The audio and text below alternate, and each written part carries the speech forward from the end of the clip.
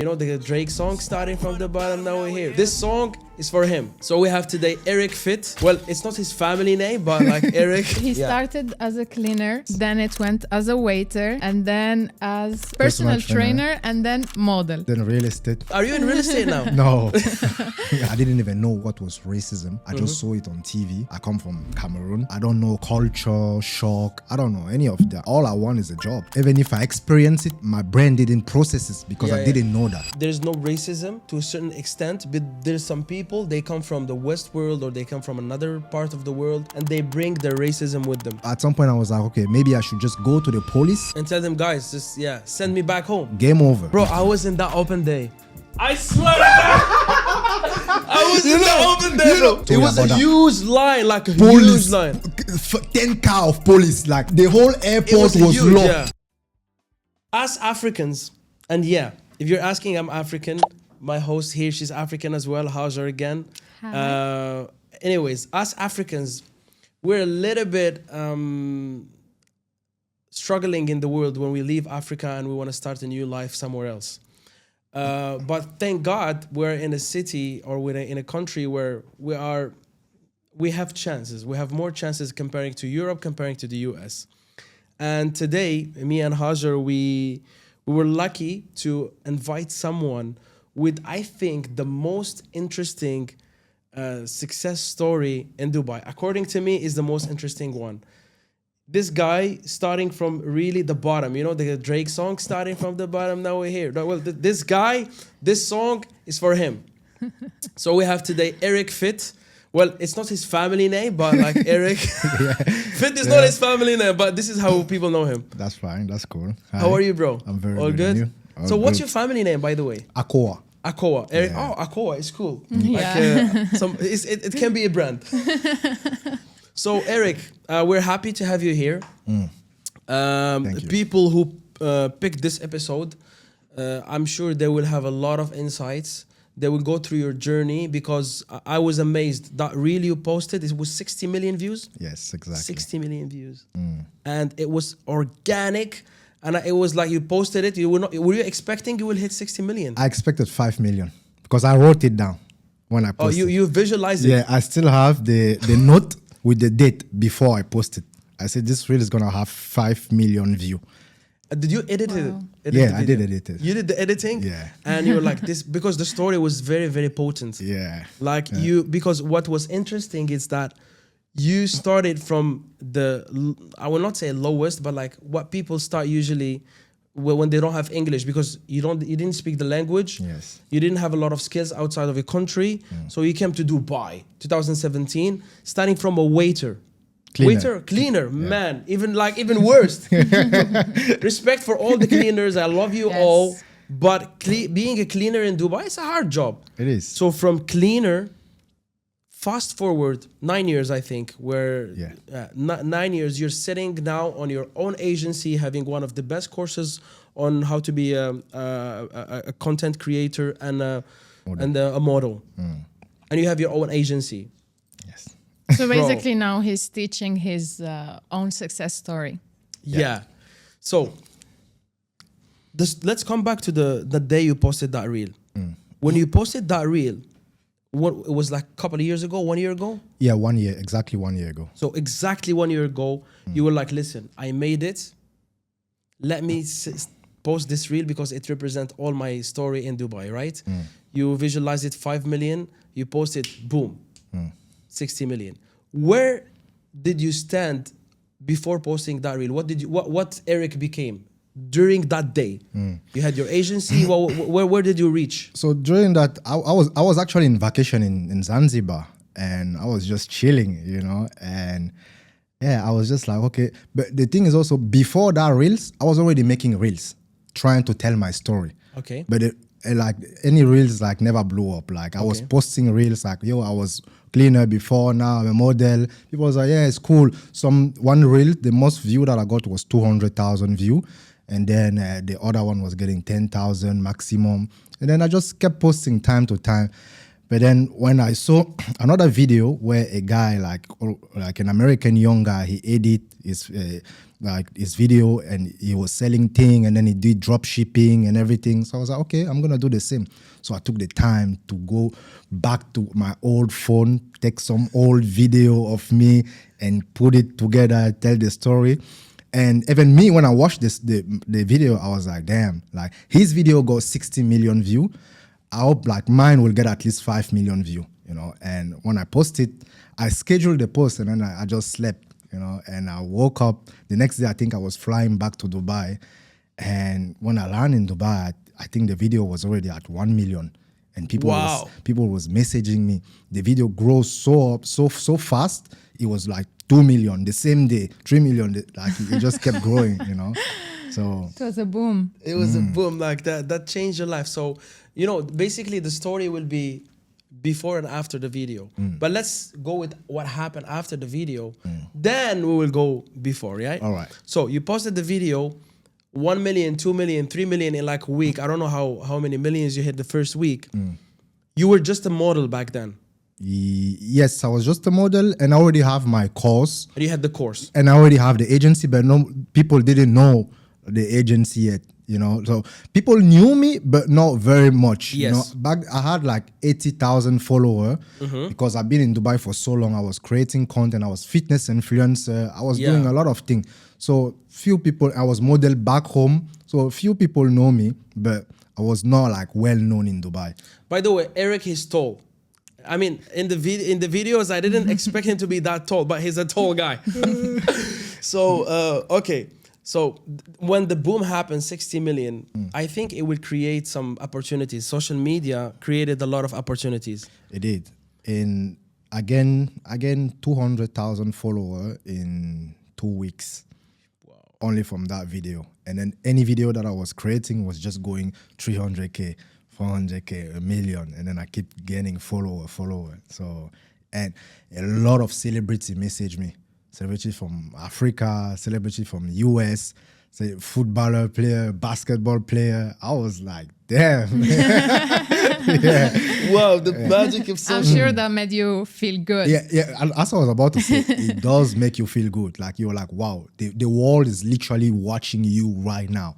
You know, you put a story, you see 100,000 views in the story. You're like I was scared at the beginning. Yeah. The first day I was scared course. because people was blowing my phone. People was seeing the video in Germany, in Africa, in America, and people was messaging me. People didn't talk me for 5 years ago. They was watching. So yeah, all the girls in Cameroon were like, download. So I was like, damn, like I even thought about taking the video down because it was too much, you know. Oh, wow. Yeah, and then I was like, nah, you know what? I'm just gonna leave my phone and let it blow up. Yeah. Let it okay. Look, before we go to the good things, look, for me, I am a guy who's very involved with cinema, and I know a lot of stories about actors and all of that. And there is a stage when someone blow up, something happened with their character. So, you know, it's the first bomb that I'm gonna drop. So we all, for me, it was not a big success, but I had like a small virality in the real estate world of Dubai. It's not at your scale, but it was like a couple of weeks. I thought like I'm like something big, and then I was like I had to humble myself. In your case, I'm sure it was a period of time where you were like, I'm the king. Did you go through that phase? Did you overstep that phase? This is a very, very interesting question. I love that question because let me explain you. I thought that I was the king before the video. Oh, you understand my point? I got your point. When the video came, when the video blew up, I was like, this is just normal. I am, who I think I am. Yeah. This is supposed to happen. Yeah. All those people, like I wanted it to happen. It just never happened. Like I was forcing people to buy my course. I was forcing people to help them become model. I was telling people, African people, yo, I was a cleaner. Now I'm doing this. I never thought I would do this. You can also do this. People was like, yeah, whatever. Then when I blew up, I was like, well, like I knew it. So, but that's not the whole thing. Fake it till you make it. But in reality, maybe you were not faking it. You were working for it. In your case, I was working. But the thing is, you also need to understand. Back home, it's not because I started as a cleaner. The fact that I started as a cleaner here, I never thought that. If in my mind, I was like, the cleaner does not define me. You know, what I'm doing does not define. But people, when I blew up, some people still view me as the cleaner that they knew before. You know, and the African who didn't know how to speak English before. Where back home, at 21, I was making a lot of money. I was still living with my mom. I was making a lot of money. I had my own business. I was selling protein for gym. I was the only one in Cameroon that was selling protein, and I was doing modeling as well. So I was very happy in Cameroon. I had my car. Like, for a Cameroonian guy at that age in Cameroon, it's big. Yeah. You know, but still I choose to leave all that and be like, I want to see more. Yeah, I want a new mountain. I want to climb a new mountain. Exactly. So when I was cleaning the floor, I never thought, like, I knew there was something more for me. Yeah. I was just cleaning like, okay, this is just the beginning, you know. I need to learn a lot of Just to learn English. This is just to learn English. Exactly. Yeah. Exactly. So, well, I like what you said. Like, you knew you were you were the king, even when you were cleaning. It was just a matter of time. I like that. I have that mentality too, even though people, they say it, oh, you're overconfident. Who do you think you are?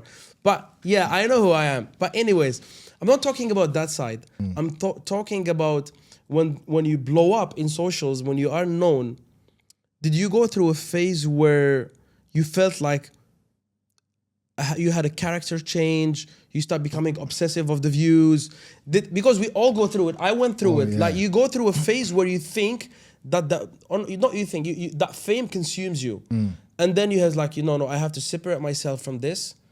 I have to stop being obsessed with this. Did you go through that phase? I think, yeah, definitely. But not for too long, because I'm not used to that. And I always knew that, listen, Instagram, it can disappear tomorrow, or tomorrow you can be banned or anything. Yeah. So just calm yourself. Yeah. Like, it's not about that. You were, like I was saying, you were doing things before you blow up on Instagram. Yeah. So yeah, it's okay. Definitely. Okay, now let's go to the sauce, to the money.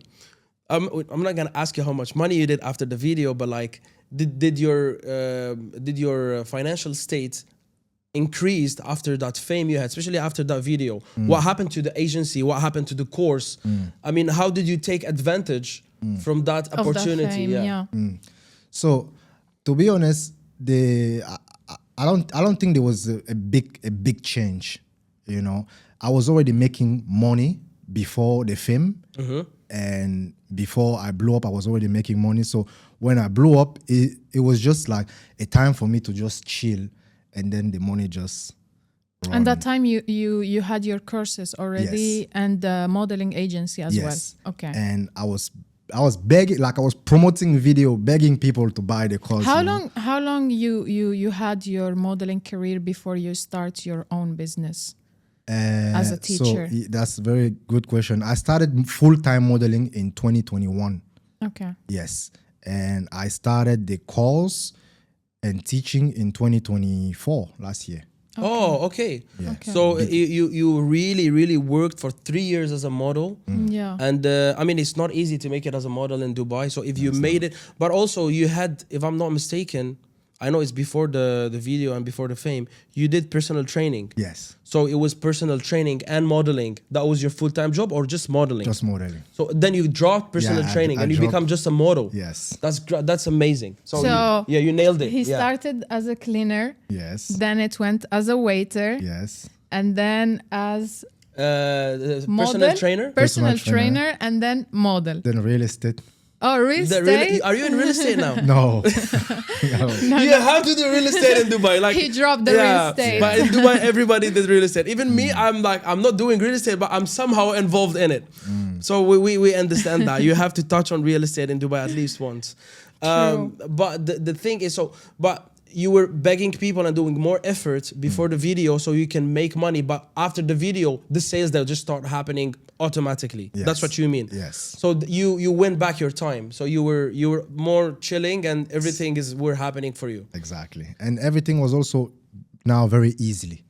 You know, because they see this, they see the success, they see the fame. So I don't need to talk too much anymore. Yeah. So I just see this is what you want to do. What you built, exactly. It's talking for you already. Exactly. Yeah. Yeah. Okay. And what about the modeling? Are you taking modeling gigs, or you just you're focusing on the courses? So I'm still taking modeling gigs. I'm still doing modeling, but I just don't go like before. When I started modeling, I was taking everything, you know. Yeah, of course. A 1,000 shoot, I'm taking it, you know. A 500 for 1 hour, I'm taking it. But now You're more I'm selective. Yeah, I'm not bothered anymore. Yeah, because of your brand also. You have your personal brand. You want to Exactly. keep it impeccable. Exactly. So, okay, fast forward. Now you are in a stage in your life where you are planning to live in between Thailand and Dubai and all of that, but we will not start talking about the future.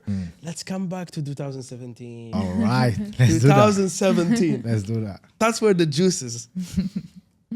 Look, your video, I watched it like 10 times. It's one of my favorite videos in the internet. Like, it was basic editing, but it really gave a very good story. It True. conveyed the best story.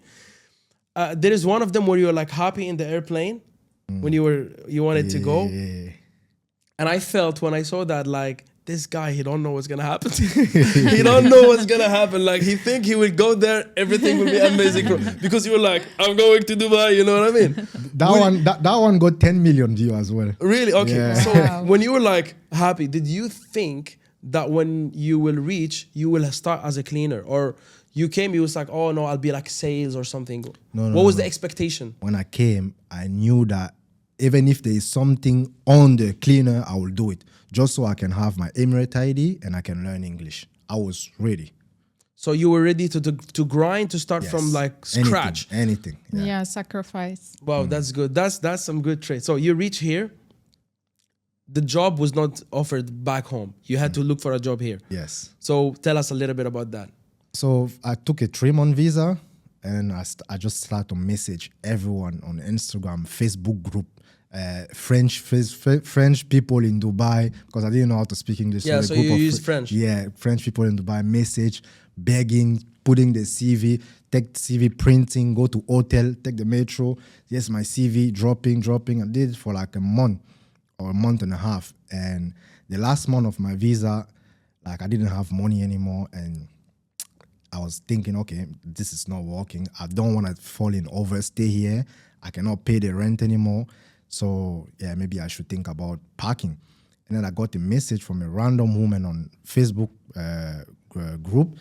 She was speaking in French. She was like, hey, we have a job for you. It's cleaner. So if you want to take it, you take it. It's new hotel. And I was like, you know, whatever, I will take it. So she didn't even interview me because she was like, okay, you speak French, blah, blah, blah. We need cleaner. So the hotel is Metropolitan Hotel in Chekd Road. And I went there, the hotel was still in construction. Wow. So we started to like do construction with the people that was doing construction here for like a month, and then they finished the hotel, and then we start cleaning the hotel every day, do the pre-opening and then the opening. So that's what happened. The last month of my visa, that's when I got the job. Wow. Okay, we will come back to this bit where you got the job. But I want to talk about something. I did recruitment before Corona. And, you know, in the UAE, we're blessed that there's no racism to a certain extent. But there's some people, they come from the West world or they come from another part of the world and they bring their racism with them. And as a recruiter, I used to meet business owners, and when I asked them, okay, what do you want? Who do you want to recruit? And then they say, oh, I don't want this nationality. I don't want this nationality. I don't want this nationality. And I kind of like took it like personally sometimes, because maybe they don't know I'm African, or maybe some people when they know I'm African, there's a, because I kind of look Indian as well. So if someone tell me I don't want Indians, I would like, I look Indian. So you know what I mean? Anyways. Did you, in that 1 month and a half, did you encounter stuff like this, or you didn't? To be honest, I because I was new in Dubai and I really didn't know the culture, and I didn't even know what was racism. I just saw it on TV. I come from Cameroon, so I don't know culture, shock. I don't know any of that. All I want is a job. Yeah. So I didn't, even if I experienced it, my brain didn't process it because I didn't know that. What is it? Yeah. So that's what happened. So you didn't, you maybe it happened, but you didn't know that it was it. You know what I mean? Because here they're a little bit smooth because they cannot be more expressive about it because the government will not allow them. Of Here, course, yeah. you cannot like discriminate someone upon race or religion. So maybe that's why you didn't process. Like if we are in the US or we are in the Europe, you will see it clearly, like as the daylight. True. And a lot of people, they told me, you know, when we go to Europe or some parts of the US, especially people who look like me, you know, people like you, they will like be accepted because there's African Americans. But people who look like me, if they walk in the US and Europe, like everybody will be looking at them in such a bad way. So we're blessed to be here. Thank God. To come back to the bit when you said, okay, when you had to do the construction in the hotel to start working. And you did everything with them. You started the hotel with them, and you start working as a cleaner. And the challenge was English. You had to learn English. Yeah. As a cleaner, you will not have a lot of interaction with people. So how did you manage? So I had a friend because we were sleeping. I was sleeping with my coworker in a room, and one friend was Kenyan. Oh, okay. And we were talking with Google Translate, and he was very helpful, and he was very patient with me. And at the beginning, we were talking with Google Translate, and then he was teaching me everything all the time. So when I was struggling with anything, I go meet him, and then he explained me. But I was not talking to a lot of people. I was talking in my head a lot, and I was listening, and I was just watching. Yeah. And I think it was the most frustrating thing that I've ever experienced in my life, where you even if you want to explain yourself for something, you cannot. So I think it's very frustrating, the language barrier. Yeah. And you cannot say it, and then you say something in your language or in French. And then they have to go call my manager, you know, what happened. And at some point, I like they say, okay, if your English doesn't improve, we'll have to fire you because you know. Wow, really? You cannot do anything. We cannot communicate with. And the manager, like, they cannot bother me anytime because I speak French for you, you know. Yeah. So this Kenyan guy, what's his name? You remember his name? Yeah, I remember. Of course, John. You created a beast. Thank you for that. You know, let's give him a shout out. Yeah. Thank you, John.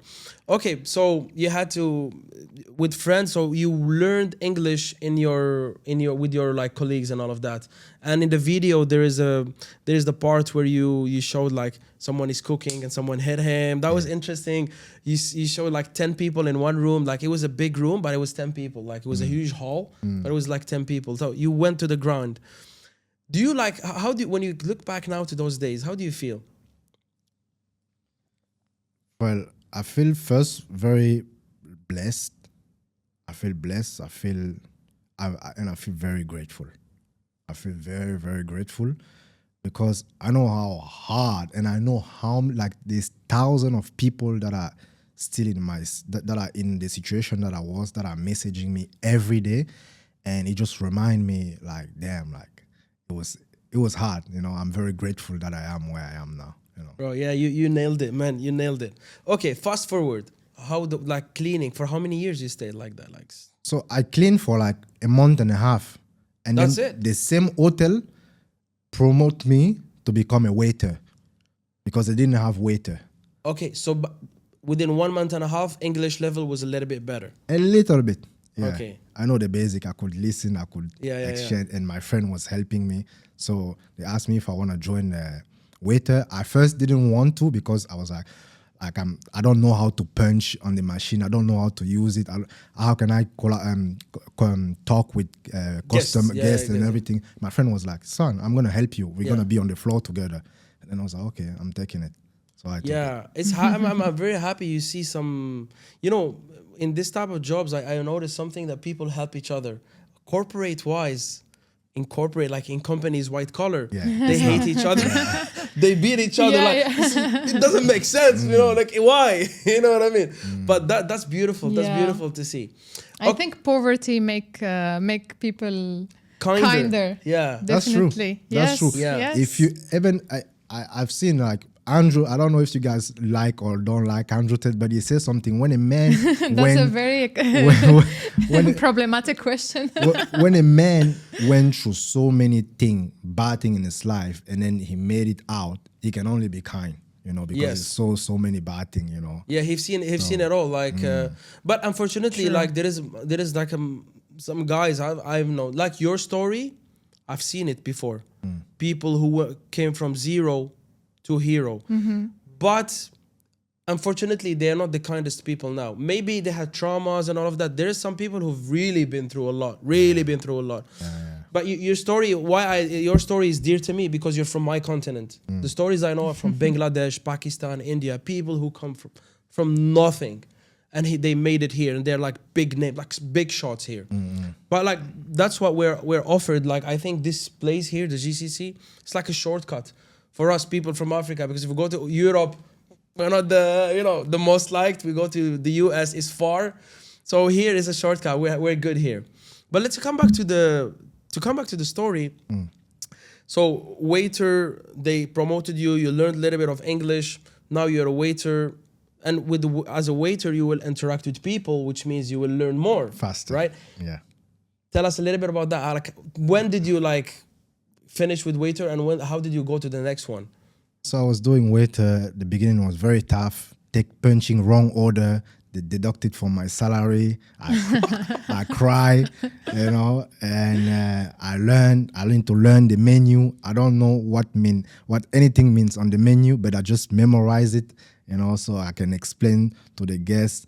So it was tough, but I was learning because I really wanted as well. I didn't want to lose the job and then start to stress again. And I wanted the Emirate ID. So I learned. My friend was helping me. And some guests was very kind sometimes. Some guests was leaving without paying, and then they take it from your salary. Wow. Then it was just like, it was hell. But through that, there was one guest, he was local. He did one thing. One day he gave me a tips of 100 dirham. And he don't know my salary. My salary wasn't, when I was waiter, when I was cleaner, it was 700. Then when I was waiter, it was 1,200. Then he gave me. Sorry, one second. Your salary was 700. Yes. And then it get 1,200. Yes. Bro, like big up. So when I was waiter, the local, old man local, he gave me 100 dirham as a tips. I look at the 100 dirham like that. I was like, so you're like, you sure? He was in shock. And I took it. That was like, almost like more like my salary. Like you add more, and then it was like a good zero. It was a good 1%. Yeah. And it made me so happy. Since then, even when I go to the gas station now or to a restaurant, I know their salary. So you tip them. Yeah, and I know even if they don't tell me, I can see in their eyes. Yeah, because you've been there. Yeah, and I was like, been there. Say less, bro. Yes. Been there. I can feel you, bro. Okay, listen. I love that. Yeah, that's good. Like even for me in Louis Vuitton, I don't know. You worked also in luxury. So basically, when I used to go to a coffee shop or I want to buy something like clothes, the people who work there, I didn't feel them. But one day I worked the same job. And the hustle, 9 hours standing the whole day. Like you've been through worst, I know. But then when you go again, you can feel how they feel. So you don't give them bad time. You don't realize any experience in life and reality till you have to go through it, till you leave it. Yeah, it's a struggle. Like there's people in the petrol station, like even like sometimes it's hot here. We have like 4 months of hell, and they're standing there. Like I don't know what's the struggle, but I know it's a lot. Yeah, definitely. Yeah. Okay. So to answer to finish the question, how did I transit to that? Like at some point, it was getting too much. Like I was working from 4. We were opening the bar from 4 p.m. and we were closing at 3:30 and we're going home at 4. So I was working 14 hours, and it went for so long, so many months. And then I said, listen, on my contract, I come from I don't know how I work here, but on my contract you say I work 9-hour shift. Now I'm working 12, 14-hour shift. And there's doesn't make sense. And there's no even a little bonus. And I was like, I'm not working anymore. I'm staying home, in the accommodation. I was like, I'm not going anymore. Then my friends start, I come from Cameroon. If they want to send me back, I'm not working anymore. And I stay home for a week. And then this, oh, no, it's fine. Come back at work. My manager talked to me. I was like, fine, So they start giving me less hours. Yeah. But then at the end, we had a new manager, and then he wanted to bring back the same thing again. I was like, nah, this is not gonna work. And then he just came and he was like, oh, you do that?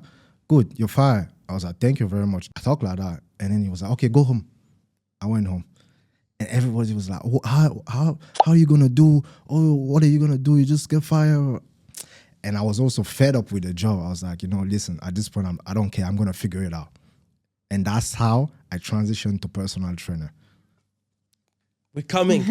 Okay, before we go to how you transitioned to personal trainer, in the video again, this is something in common between you and me.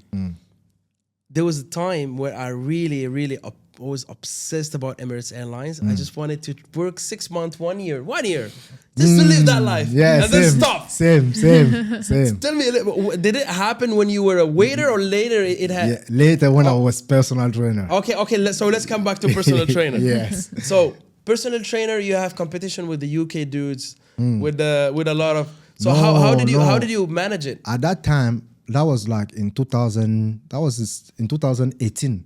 Okay. There were no competition. Yeah, there was small competition, but at that time, like, I'm an African dude. I have muscle. Yeah, you have the genes for it. Yeah, I have a presence, and I was bigger than that. Yeah. So I was like, no, I'm doing this. The only thing that was stopping me a bit was a language barrier. Okay. But I was trying, and my client was very kind with me. They were like, okay, no, he's trying.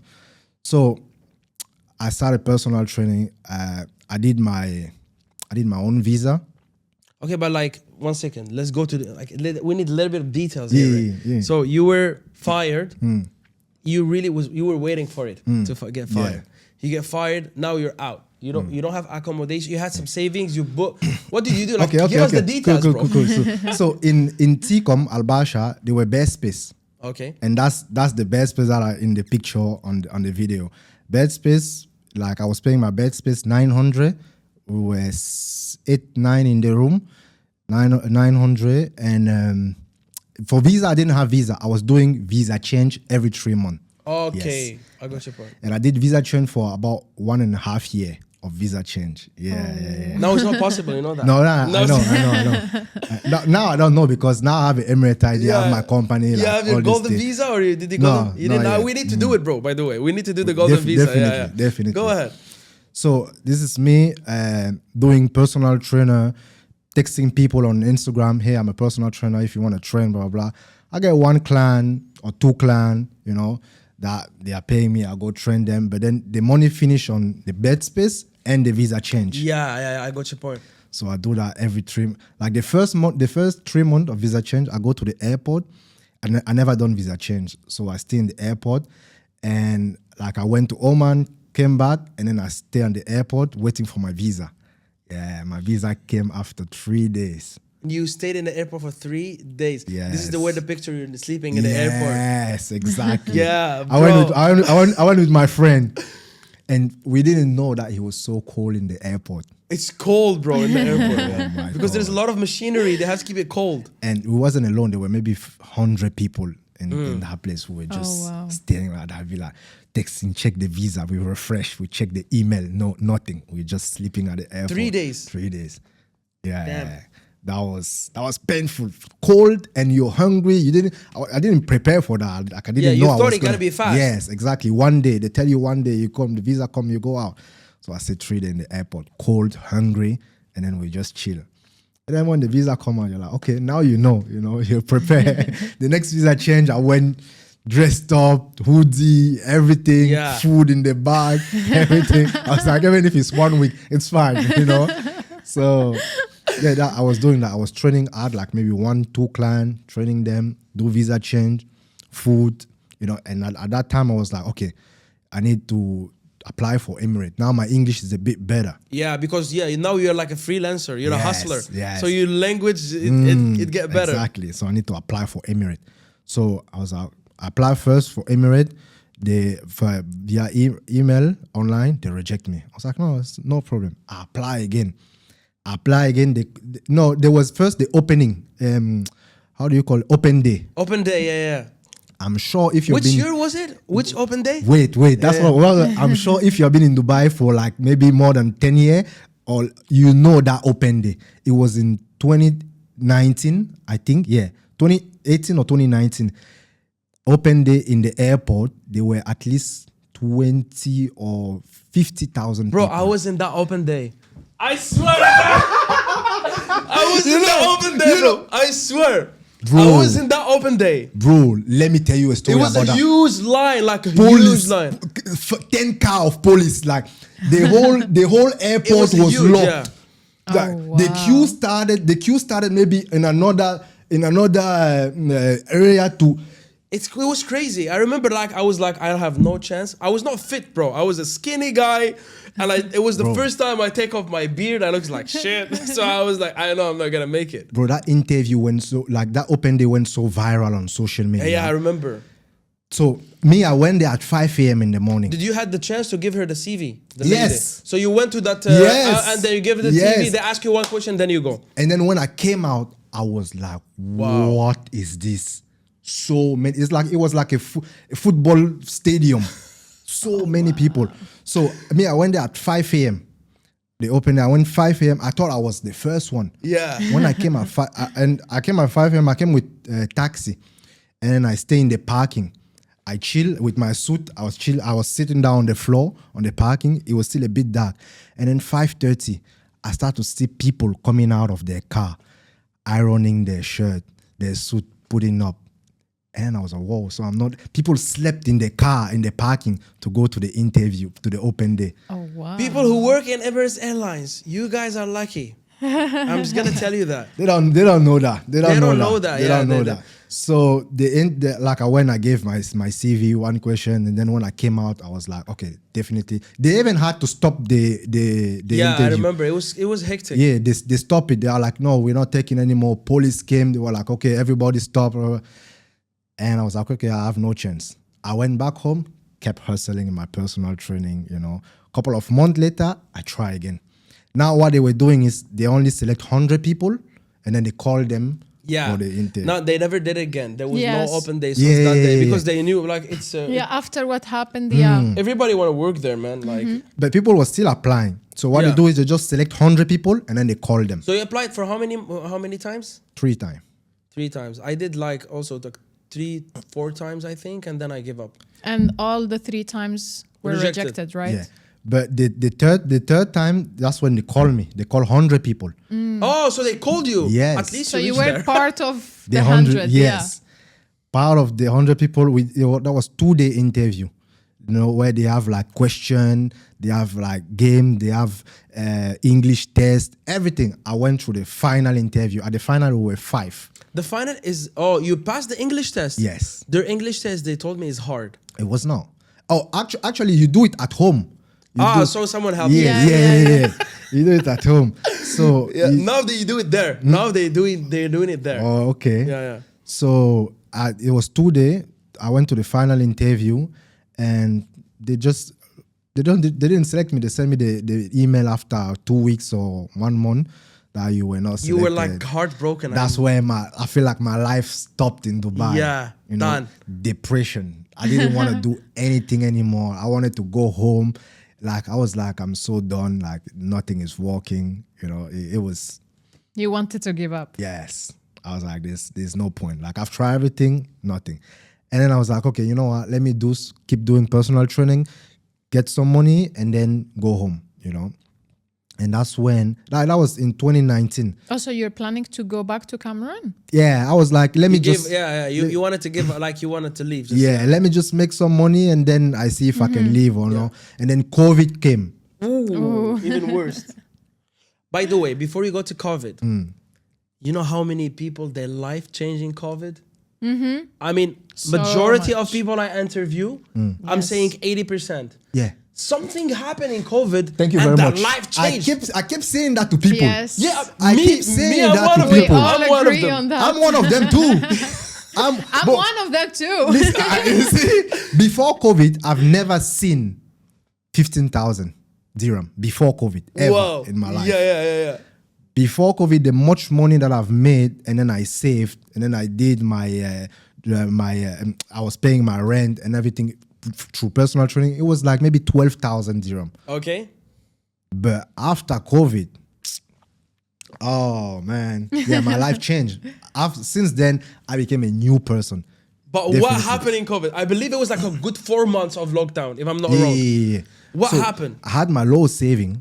You know, it was going. It was going. It Yeah. was like 10,000. It was just going. And then I was like, yeah, man, I really can't do that anymore. And then during COVID, the flat where I was staying, I was still sharing. The landlord said he's gonna close the flat. Everybody need to get out. Oh. And now I became homeless because I packed my stuff, I put it in my friend's house, and then I don't have where to sleep. I believe it was not summer, it was cold. You can sleep outside. It was end of 2020. Yeah. So I'm like, whatever. I don't care, man. I just put my stuff to my friend. Sometimes I sleep in the parking of the building where I was living. Sometimes my friend was also living in a bed space. So sometimes I was sneaking there, sleeping on the floor in the bed space. Then sometimes I was go chilling in Kite Beach, you know, and then like sleeping everywhere I could find for like a good 2 weeks. Oh, 2 weeks? Yeah. Fuck, it's a lot.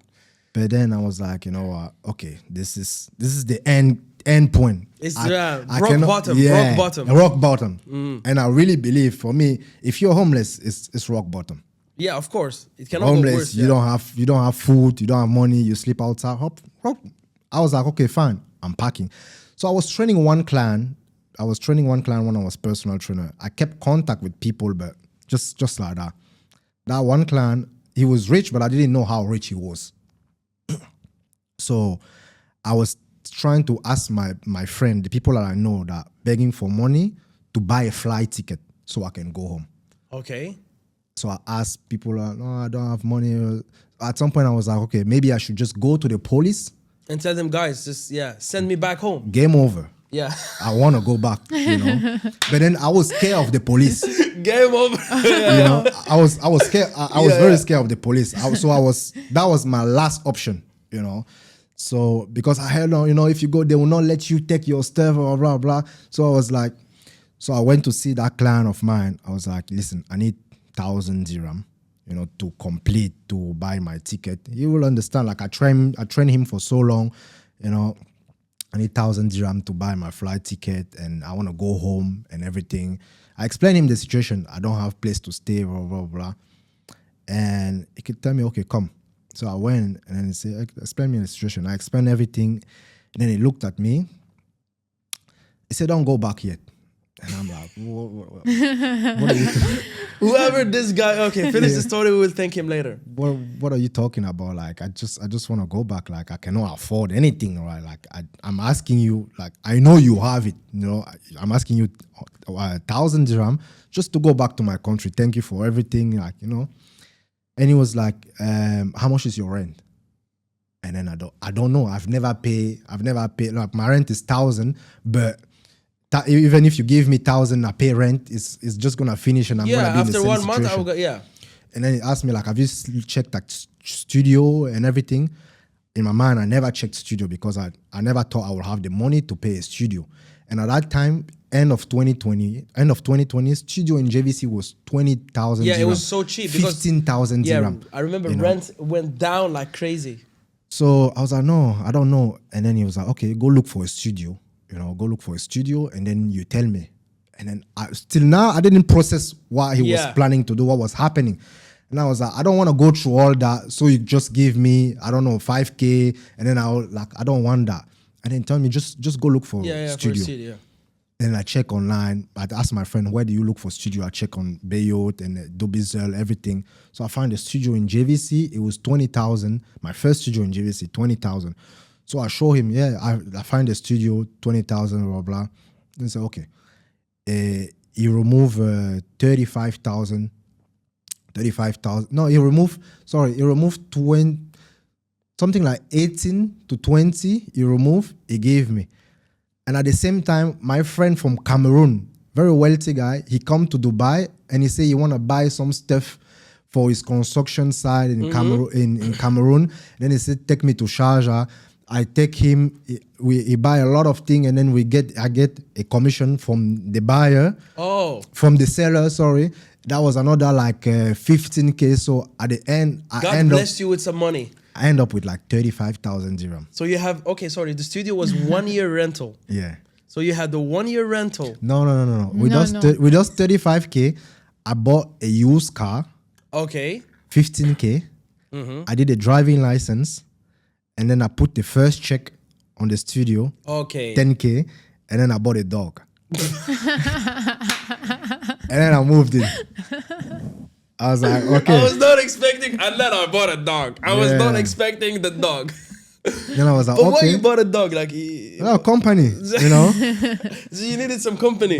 Okay, cool. Also a reminder that, you know, if I have like, I cannot go back to the bed space with my dog. You know, Yeah, I need to so keep I up. have to go up from here. Exactly. So that's what happened. So now I had a car, I had a driving license, I had a place to sleep. Done. That's what you need in Dubai. Your brain is free. That's all I needed. From there, bro, I was thinking of things that I never thought before. Okay, I can develop this. Okay, I can do this. You know, even the simple fact of driving the car, go to Emirate Mall, walk around, and then go back home. It give you something. Oh, it was like I made it already. You know, That was a milestone. That was a milestone. big one. So then, Okay, but before you continue, this guy, whatever you want to say his name or no need. no need. The guy, you know yourself, the guy who helped him. Yeah. Shout out to you. You made the beast. He So we have no. two guys very important in the story. And the thing is, those two are still in my life right now. Wow. Yeah. The Kenyan guy and this guy. Yes. Beautiful, they are man. still in my life. Beautiful. Go ahead. So from that, I'm in my studio. I'm not doing much, and I'm like, okay, I've tried everything in Dubai. Nothing is working. What can work potentially? I remember before when I was doing my Instagram content and everything. Sometimes Sun and Sensport, they will message me. Yeah. So your feed, we like your content. Like, we want to pay you this. We create content like shooting. I was like, okay, cool. They give me 1,000, 2,000. I was like, okay. So let me focus on that. Yeah, it was your 1 month salary. It's just for one shooting. Exactly. So I was like, let me focus on modeling. I didn't came here to become a model, but since like it's giving me. But Eric, just one question. During all this story, you're telling me the gym. Well, let's talk a little bit about the gym. The gym was, you were always hitting the gym, or you were, what was your relationship with the gym all this time? At some point, I kind of gave up in the gym because I was like, it's not. Okay, but like you came back to the gym when you become a personal trainer, or before that you were still, like when you were a cleaner and a waiter? Oh yeah, I was hitting the gym. Even when you were a cleaner? I was hitting the gym. Waiter, I was hitting the gym. Personal trainer, I became a fitness influencer. I was in Men Health magazine. I was in Dubai Fitness, brand ambassador of Dubai Fitness Challenge. I was Puma brand ambassador. All this thing. So the gym was always there. Yes, I have to go to the gym. Always. I have to come back to the gym. But that was because this is very important. I think your relationship with sports, the fact that you always kept it, that was an underground investment that you never knew that it will pay back one day. And I think the modeling was a clear thing. But the thing is, when I started modeling, I stopped gym because I was too big. Yeah, you had to be fit. That's why we become Eric Fit. Yeah, exactly. So I was 90 kg of full muscle. Yeah. That's not model type. Yeah, exactly. So I dropped it. I stopped going to the gym, and then I just became lean.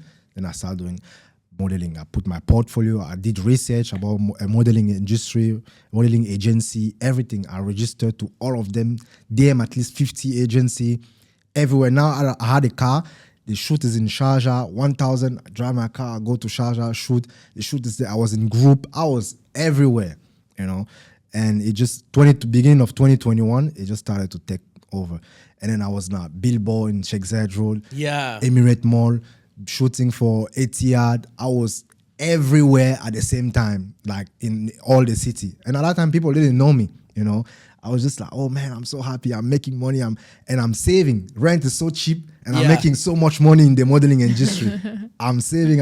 Life was amazing, you know, until it just kept going for like 2 or 3 years. I kept saving money. That's the story. Okay, there is something that, you know, all men, specifically men, they long for this day, is when you show your mother what you did. Yeah. And I saw that video, like You brought your mom. She was like, I mean, I saw it Yeah, too. she was looking at you at the billboard, like, my son made it. Like, that was like, That's and I know a beautiful, couple of guys, Algerians, and they did the same thing. They brought their moms to see and they are models. I will introduce you one day. Ashraf and Munder, shout out to you guys. They did the same. They were in billboard and all of that, and they brought their family to see what they did. I mean, tell me a little bit about that day. Like, how did you plan it? Like, what was the reaction of your mom? How did you feel about that? Yeah, it was very emotional, and me too. Like, it has always been a dream. Like, when I see myself on those billboard, and I was like, okay, people from my country, like, they see it on social media. No one is seeing that on real life. You know, my friend here, yeah, they are seeing it, but I want someone from my family or my friend from the country to see that, you know, it's happening in Dubai as well, you know.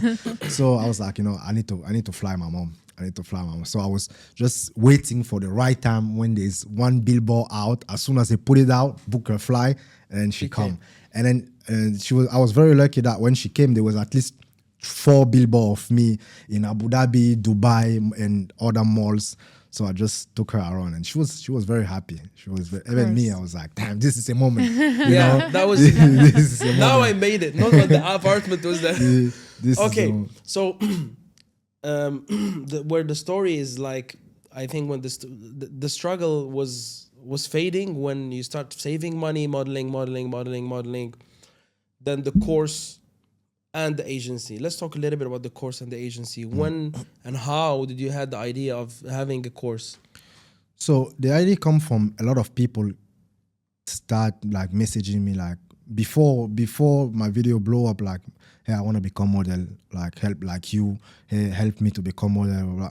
And it was getting too much, and I couldn't answer to a lot All of this people. answer, yeah. And some people that I answer, you know, do this, and then they do it, and then they actually start doing modeling, and then they never come back to me to say thank you. And I just These see them. people, I know them. You know, There's a lot of them. A There's lot. You help them. You change their life. And then they stab you sometimes even more. They stab you in the back sometimes. And then it happened maybe to 2 or 3 people that, you know, I gave everything, and then they start shooting, and then they start acting like I'm a competition. Like they don't even. I know these people. So I was like, okay, bet. I'm gonna now selling it, and people kept asking me, messaging me. So I was like, okay, I built a very good friend of mine that is Cameroonian as well, but born and raised in France. He lives in Dubai. He saw me through Instagram as well. He told me, I love what you're doing. I want to help you. So he helped me set up the online course. I didn't know anything about online course. Yeah, it's a whole world. It is. And it's a whole world. You can sell your knowledge, blah, blah, blah, blah. Because I was posting like how people ask me questions and everything. But sorry, before you start talking about the course, you had a good presence in social media. You were posting about your modeling career, your modeling journey, your shootings. So you were active in social media. Yes. And because you were active in social media, you were able to at least think about having a course and selling it. Because if you didn't have if you had zero social media presence, nobody would buy your course, obviously. Yeah. And those people who were asking you, they were your followers. And how many followers you had roughly? 90. 90 is good. You have good following, like 90 is good. But they were a first blow up before the second blow up. Yeah. I'm not talking about the 60 million. Yeah. When the first blow up happened, like from 1,000 to 20,000, 100,000, when did that happen? So I came to Dubai. I already had like quite few followers for my country because I was doing modeling in my country. I did a TV show in my country, the first TV show in Cameroon, modeling TV show. So I was very... So Eric, this is an important thing. And we talk about this we have another podcast. It's called Chekd Maghreb. It's for the North African people because it's in our dialect. And I talk about a lot about this. Like, if you want to go to Dubai or you want to go abroad, leaving Africa, you need to have a skill or acquire something in your country. Whatever it is, you have to have a skill, right? And I can also see it in you. Like, if you didn't acquire a skill back in Cameroon, maybe you will not be able to reach where you are today, right? Probably. So yeah, just to remind people, for the audience, people who want to come here, if they're listening to us, you have to acquire something in your country, then travel here. Don't come with zero in your... skill or a talent. Yeah, that's specifically a talent. So, okay, you had following in social media, then someone helped you with the course. How was it? Like, did you do the video course? Was it PDF? How was it? I rent a studio, then I was doing video, like he tell me the topic, and through my own experience as well, I know, okay, this can help.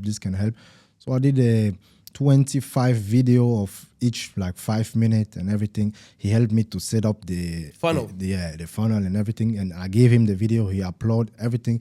He has a Stripe account. I opened a Wise account. He has a company, so I registered it through his company and everything.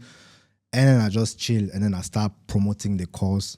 And did you do ads, meta ads, or no? It was organically. Yeah, amazing. So you were posting content, organically, a lot. So organically, maybe the first 5-6 months, I made about $20,000. That's amazing. I was selling in dollar.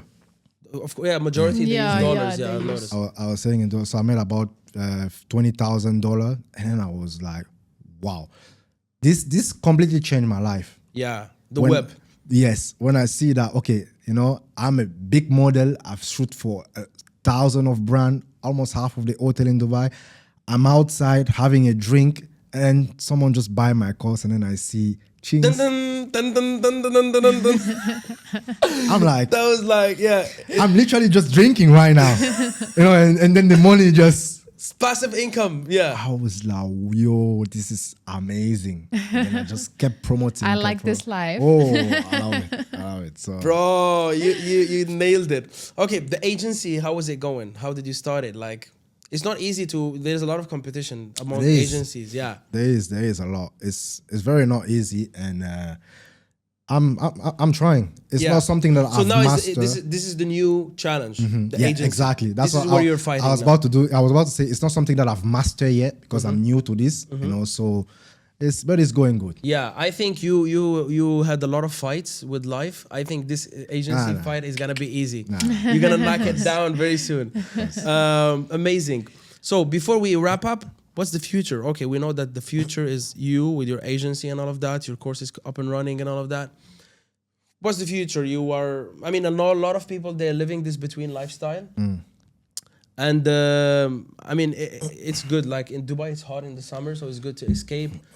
So I've seen in your social media lately, you're talking about Thailand and all of that. Yeah. What do you like? So before we wrap up, let me just put some few last point.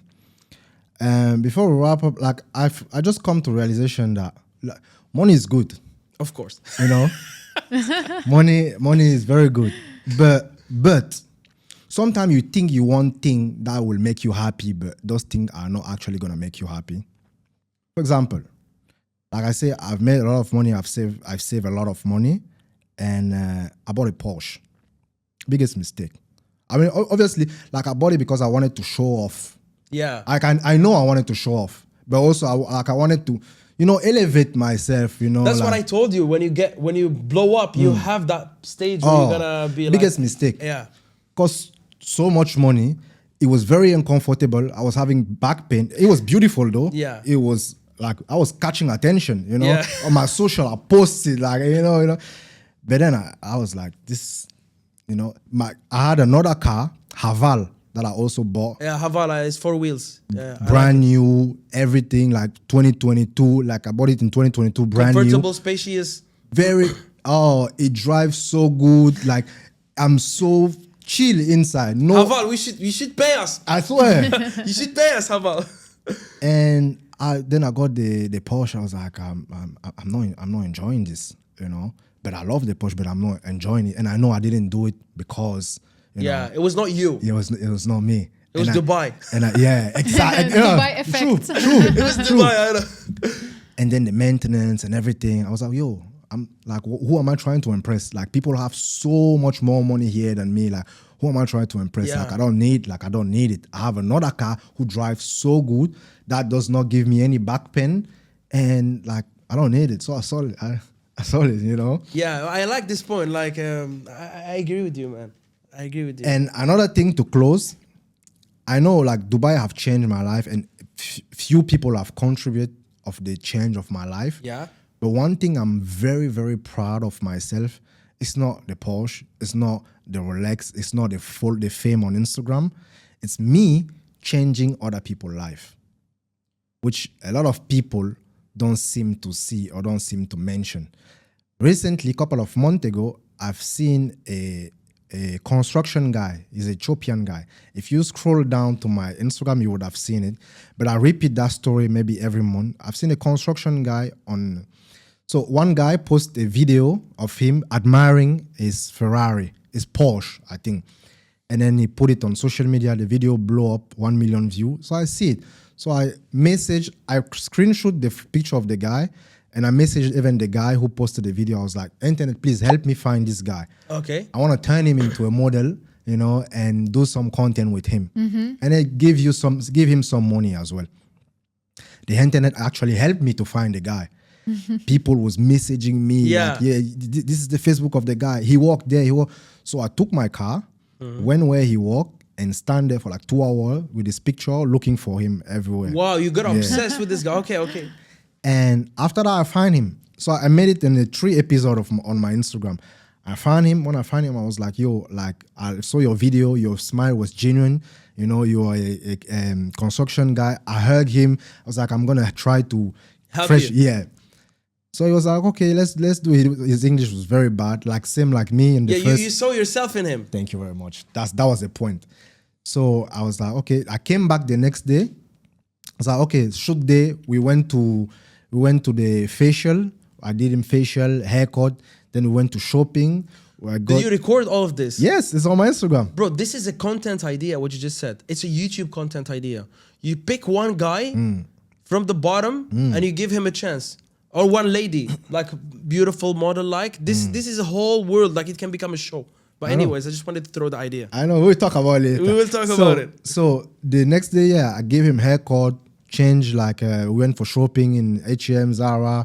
Then we went to the studio. Good, we did a shoot, and he went, and then I gave him some money, like let's say I'm gonna register it to agency, like we'll see how it goes. The video went viral. On my Instagram, the video went viral, and then people from his country started to repost the video. Oh, it blew up. It blew up. The video like really blew up in his country. All the media and influencer in his country started to reshare. Yeah. US media reshare. So the guy went from 3,000 followers on TikTok to 300,000 followers. Dan, you cannot be broke, 300K. You cannot be broke. And on top of that, Ethiopian is from Ethiopia. Ethiopian real estate started to messaging him. And then I was like, yo, cut it. I'm going to talk with them. So they wanted to pay him 1,000 to do a shoot. I was like, no, it's 10,000. Then we agreed 7,000. They did a shoot. They pay him. I gave him money. I did his driving license, Wow. And now they offer him a job as a real estate. So I literally take that guy and I was like, listen. Yeah. Life change. And let him be a real estate guy. Like I think that's the biggest achievement. Thank you. That's why I say like I'm not proud of, doing things like when me. I'm proud of people's life. that I changed someone's life. Like I changed definitely. mine. I show you how I changed mine, and I changed. You're outsourcing it. Exactly. Yeah, because when you make it and you start, let's say, spending all this money in cars, designer shoes, clothes, wherever, it doesn't make you feel as good as when you help someone. Actually, you change someone's life. That's really rewarding, actually. Like you say, all this design, like I've done it. Like I'm not fan of designer, but I'm fan of sneaker. Sneaker and watch. This is Off-White. African problems. Yeah, exactly. Exactly. Sneakers. That will cost me $1,000. I will put it and after you wear I don't even wear it that much anymore. And then I look at it and I'm like, then the Porsche it's standing there I'm not. Then I was like, what? Let me do something. So every time I talk to the guy or I see people tell me, and I even gain more fame again because of him. Yeah, because you're giving real, genuine. That's content. But that's also life's low. The fact of giving. You get always more. Yeah. Bro, I think that's a very good idea. Yeah. So Actually, I just read an article about this few days ago, saying that the fact of giving 100, even if it's only 100 per year dollar, it gives you up to more than 200% back. It's science. Yeah, it but has they been don't proven scientifically that you get back more than the double or triple of what you give. And they don't know, they couldn't track it, or they track it? No, it's been proven scientifically that what you give, It will comes come back, spiritual way, yeah. Exactly, comes back to you even more, like multiplied. Okay, so what's the future is holding? What's your plan? Where do you want to go? Except the agency. So basically, I've figured out that I just like to help people. Me, there's not much in life that I want, you know. For me, like the ultimate thing for me, I've not fly private jet yet. If I fly private jet, then I feel like I've done everything. Yeah, you know? It's just like it's an experience you want to try it once and that's it. Exactly. Building a home in my country that I will probably never leave, you know. But me, I'm good. I don't really need anything. But I like changing people's life and putting that thing in the light. They're like, damn, you know, if I didn't meet this guy, I would not be where I am now. That's what really make me happy.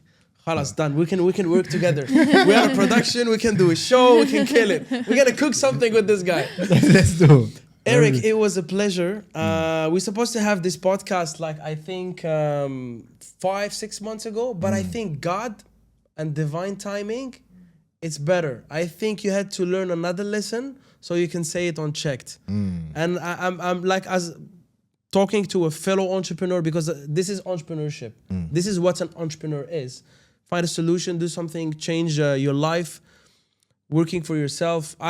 In Chekd, we're all about this. We're going to do more podcasts talking about this subject. We're going to see you again in Chekd in other group discussions. Maybe we're going to bring other models. We talk a little bit about modeling and all of that. And Eric Fit, you have been checked. I've been checked. This is how we end it. Yeah, we end it always like this. Dia, we're done, bro. That was good. That was good, bro. That was fuck.